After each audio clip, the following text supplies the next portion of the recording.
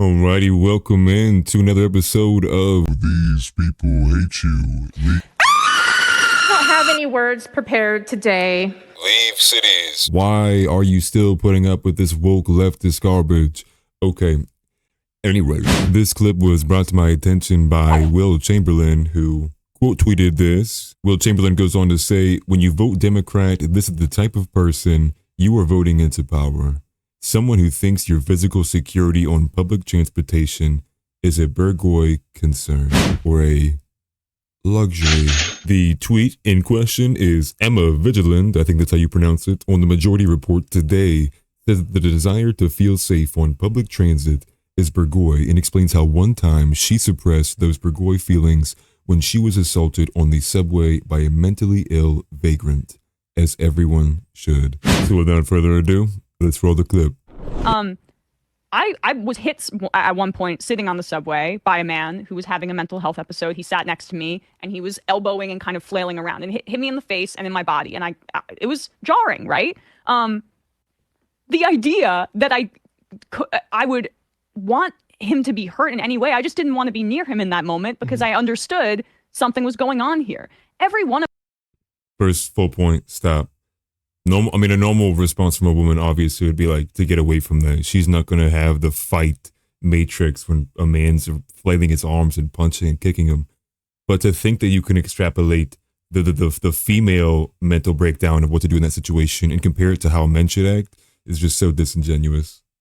One of us who's taken public transit has had this kind of situation, something similar happen, seeing someone struggling.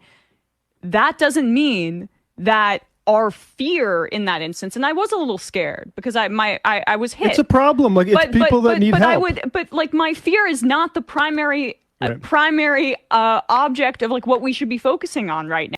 So basically, what she's saying is, mother F your fear.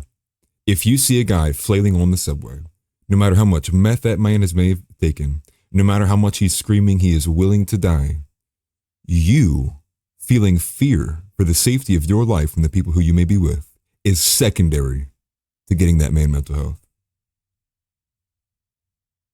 You can't make this shit up, bro. Now, it's the fact that this person is in pain. And so like the politics of dehumanization privileges the bourgeois kind of concern of people's like immediate discomfort in this narrow instance, as opposed to larger humanity and life. It's really freaking twisted. Yeah.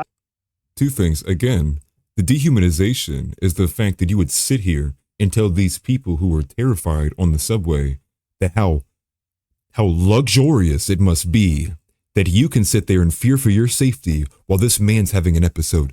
Do you see how just insane that sounds when you put it in real terms? And then to act like this is a narrow instance when there's been a multitude of people who have been shoved in front of or on the tracks, specifically in the New York area, no cries for help. Or how about a woman was like publicly recorded being raped and sexually assaulted? And where's the protest then? Not at all. It's no headcam right now. They are angry at the fact that you find yourself having the audacity to think that you yourself as an individual can stand up and prevent something like that happening. And I say this as endearing as I can. Leave cities. Stop second guessing. Buy ammunition. Buy firearms.